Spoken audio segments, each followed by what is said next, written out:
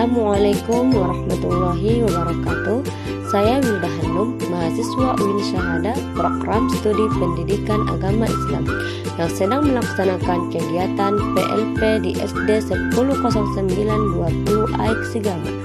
Melalui kegiatan ini, saya mengajar dan membimbing siswa dengan nilai-nilai Islam. Assalamualaikum warahmatullahi wabarakatuh.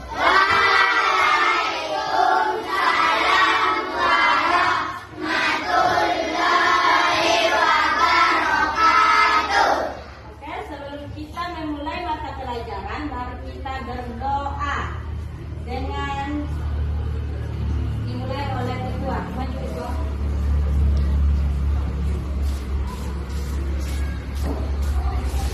Sebelum kita belajar, mari kita berdoa.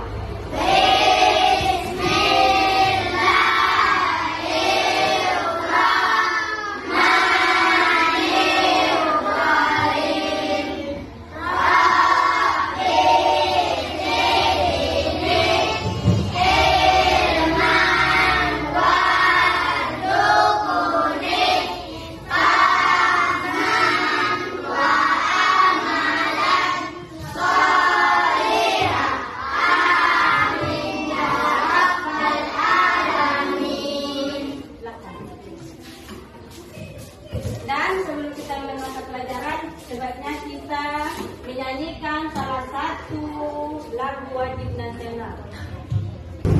Setelah tadi ya, mari kita menyanyikan.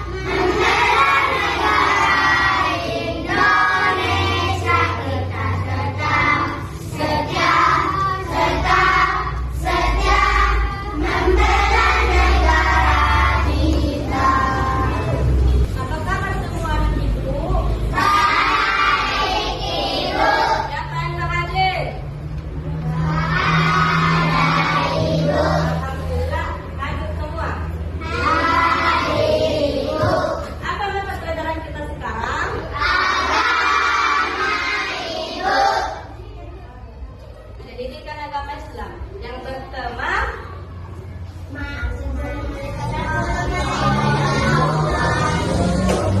sepuluh malaikat Allah. Kita belajar tentang apa yang dimaksud dengan beriman kepada Allah. Yang dikatakan beriman kepada Allah adalah yakin, percaya, percaya kepada Allah. Malaikat itu rukun iman ke? Siapa yang tahu rukun iman keberapa malaikat? Kedua. Jadi, bilang siapa yang tahu rukun iman yang kedua? Bilang. Iman kepada Allah dan malaikat. Enggak, boleh pertama. Beriman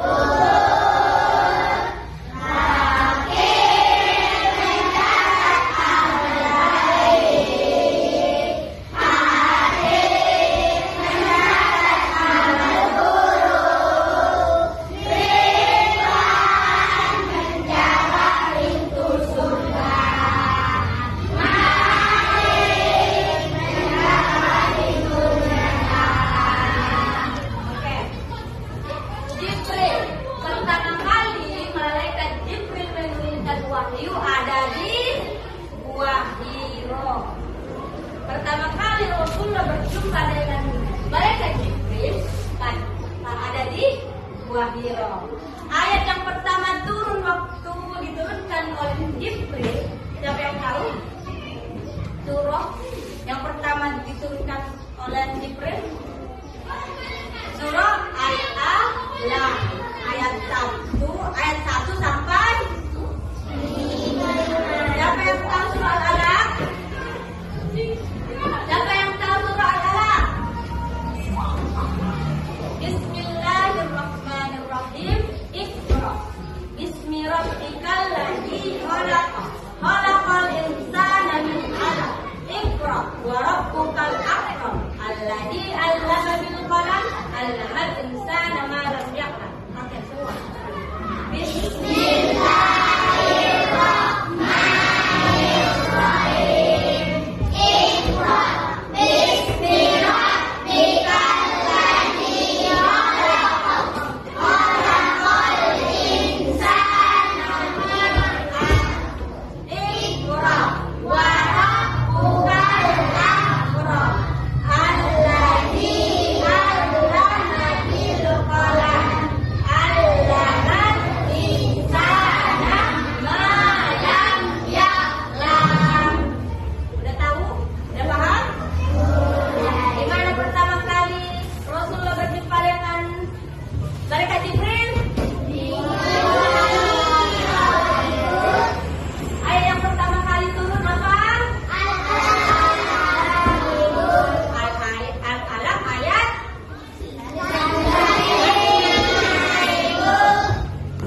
Oke, sekarang kita menjelaskan tentang malaikat. Apa tuh kan malaikat Mikail? Contoh-contoh membagikan rezeki itu apa?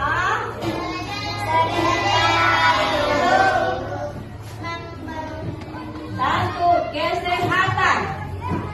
Dua, hujan. Ketiga, memberikan akal baik. Banyak ilmu yang baik, ilmu yang berkah. Makanya kalian baik-baik biar malaikat Mikail memberikan rezeki yang baik. Oke, selanjutnya malaikat tugas malaikat Israfil apa? Meniup sangkakala. Malaikat Israfil meniup sangkakala. Trompet malaikat Israfil itu lebih besar daripada ini. Ketika dunia ini hancur, gunung-gunung hancur, lautan meluap, maka terjadilah kiamat. Tidak ada salah satu makhluk hidup yang hidup. Trompet malaikat Israfil itu ada 2 kali trompet. 2 kali dengan trompet. Yang pertama pada hari kiamat.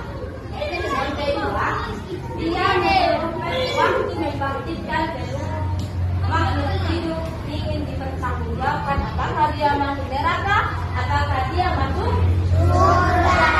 Kalian mau masuk apa? Surga. Sudah paham? Surga. Sekarang kita menjelaskan tentang Israfil. Malaikat Israfil adalah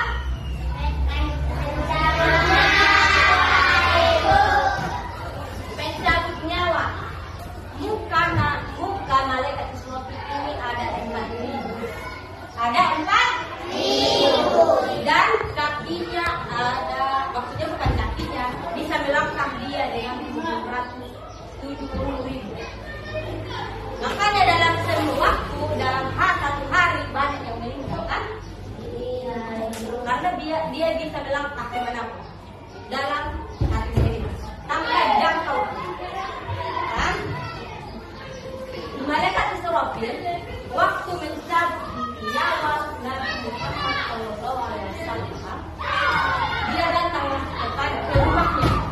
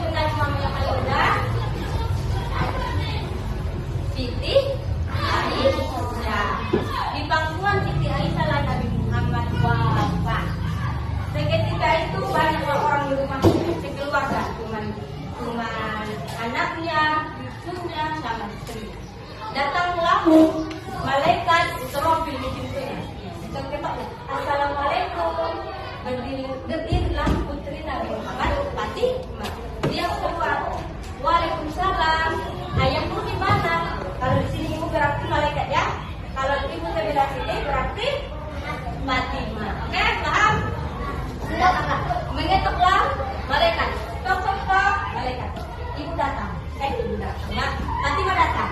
Waalaikumsalam. Baru mana ayahmu? Baru datang Fatimah. Ayahku sedang sakit. Mohon maaf ya, gitu. Intinya kayak gitu ya. Bukan dipersulit. Baru datanglah mereka sholat pakai bilang mereka. Sampai 3 kali itu.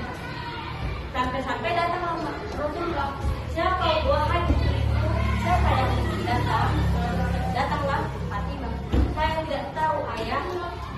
Karena bagaimana dia orangnya bersih, berubah warna putih, wajahnya berseri-seri, pokoknya bersih lah, wow lah, banteng lah,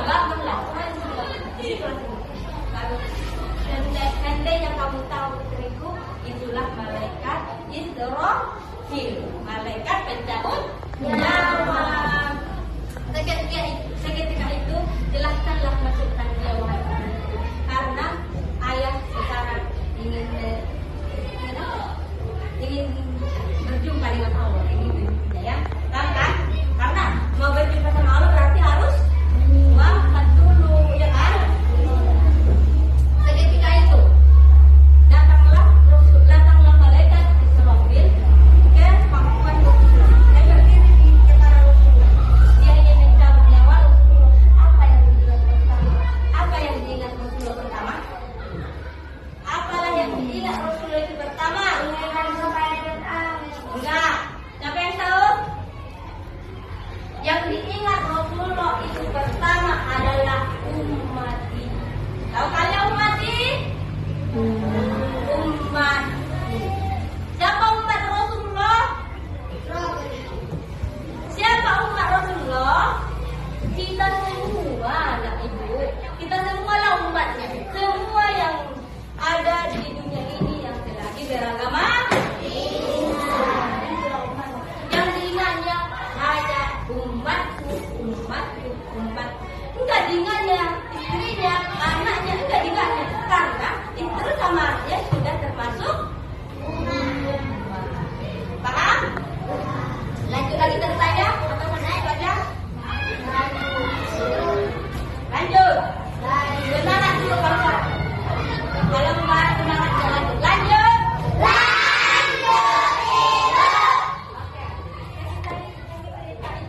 Rasulullah juga mengingat ada 3 hal. Yang kedua, yang diingat Rasulullah ialah umatnya jika ini dicabut. Karena waktu dicabut nyawa itu sangat sakit. Sakit sekali. Makanya sampai Rasulullah mengatakan, wahai Allah, berikanlah kepada saya semua rasa sakit yang ada di umatku waktu ingin wafat, berikanlah kepada saya. Karena siapapun mau meninggal tetapi kita tentu waktu dicabut nyawa, apalagi orang yang sehingga Rasulullah saja merasakan sakit yang sangat mulia, baik. Semua segala yang ada di dunia ini kebaikan, tidak ada kebaikan orang selain kebaikan Rasulullah. Dia aja, Rasulullah aja mau merasakan sakit, apalagi kita yang manusia biasa. Maka dari sini kalian harus belajar dengan baik agar kalian berbakti kepada orang tua, kepada guru ya Bang. Oke, lanjut. Yang ketiga, tahu kalian apa yang diingat Rasulullah? Enggak, yang pertama umat. Yang kedua, berikanlah kepada saya rasa sakit yang ingin dicabut nyawanya umatku. Yang ketiga adalah sholat. Peringatkan Nabi Muhammad kepada umatnya yang sholat. Itu saat itu dibisikkan Nabi Muhammad ke telinga Ali bin Abi Thalib. Siapa Ali bin Abi Thalib? Siapa Ali bin Abi Thalib? Ada cucunya Hasan Husain. Ali bin Abi Thalib itu adalah menantu. Siapa menantunya? Ali bin Thalib, suami dari Siti Fatimah. Paham? Dibisikkan Nabi Muhammad ke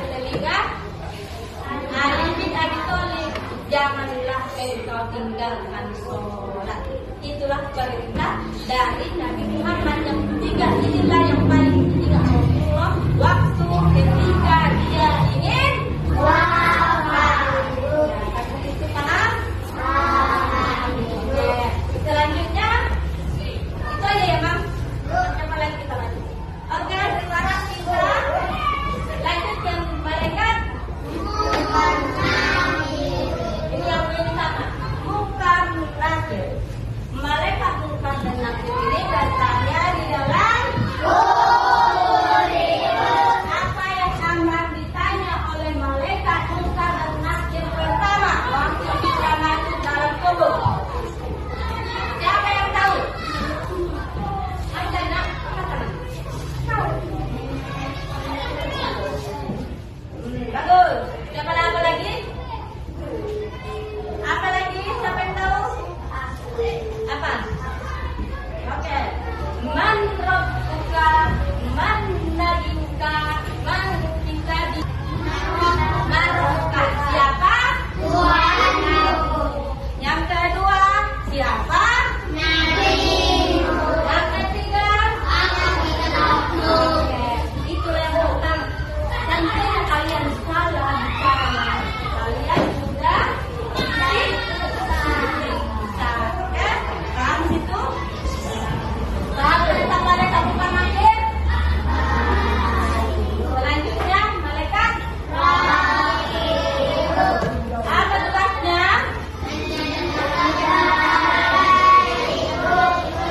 Mencatat amal baik. Sedikit pun amal kalian itu dilihat oleh malaikat. Seandainya kalian buang sampah di tempatnya, itu sudah hal yang baik. Beradab kepada guru, sopan santun, itu juga termasuk hal baik. Paham? Tidak ada sedikit salah pun dan malaikat rokib mencatat amal baik. Sedikit pun tidak akan pernah hilang. Tanpa sedikit pun tidak hilang. Kalian merasa nanti, aku buang sampah ini tidak nampak. Malaikat rokib itu nampak, nggak nampak. Sedikit apapun dia akan kalian kasih, nampak. Mudah dicantumkan dalam Al-Quran. Artinya aja ya. Cantumkan dalam Al-Quran, rokib dan atid tidak akan pernah luput dari kesalahan. Karena orang itu diwajibkan untuk mencatat amal baik dan amal buruk. Kejahatan juga malaikat atid. Malaikat atid itu juga mencatat amal buruk. Sedikit apapun yang bukan pasti terlihat oleh malaikat tersebut. Sekarang apapun yang ada di dalam hati kalian, pikiran kalian, pasti malaikat yang membuat ini sudah tahu. Jika kalian semua sudah ada rasa ingin memperbuat kejahatan nanti pulang sekolah, buat nanti apa kayak gini, biar tahu rasa dia. Sebelum kalian memperbuat dosa, sudah tidak dosa. Itulah itu ciri-ciri orang yang berdosa, bukan ciri-ciri. Begini yang perbuatan dosa. Dan hanya kalian berniat, ibu berniat. Nanti uang masak sama aja kan? Uang masak sampai di situ biar yang pikir banyak tugasnya. Sebelum dia membuang sampah, itu bisa.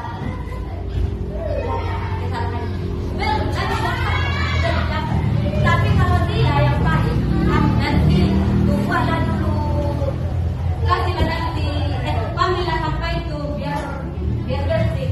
Belum yang tidak sampahnya udah mendapat. Jadi kalian harus baik-baik dalam ya bandingkan yang kalian ya. Kalian penerus bangsa, ya. Bang. Selanjutnya malaikat Ridwan itu tugasnya menjaga pintu surga. Menjaga pintu surga. Wajah malaikat Ridwan itu sangatlah ganteng, gagah. Kita tahu kemana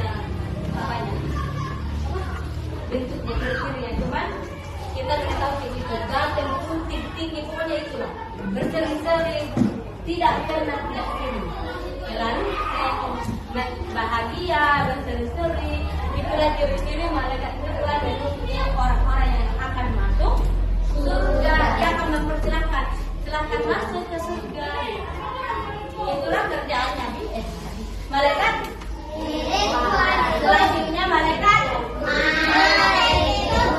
Malaikat Malik adalah malaikat yang tidak pernah sibuk. Seluruh malaikat yang mereka takuti adalah malaikat, karena dia melihat orang yang disiksa dia itu, dia tidak pernah senyum, terkecuali dia senyum pernah berjumpa dengan Nabi Muhammad ketika melalui waktu Siratul Muntaha, tahu? Bertanya mau mengambil sholat 5 waktu itu, tahu kan? Di suatu malam di bulan Rajab, Allah memanggil Nabi Muhammad untuk menerima wahyu sholat sehari semalam, subuh berrakaat, subuh 2 rakaat, zuhur rakaat 4, maghrib 3, isya 4. Jangan sampai lupa. Bahkan waktu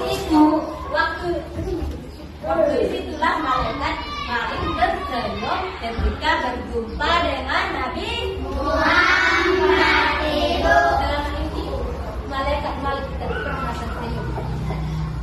Malaikat itu maunya rapok lainnya disiksa. Orang yang bertersenyum dengan orang yang udah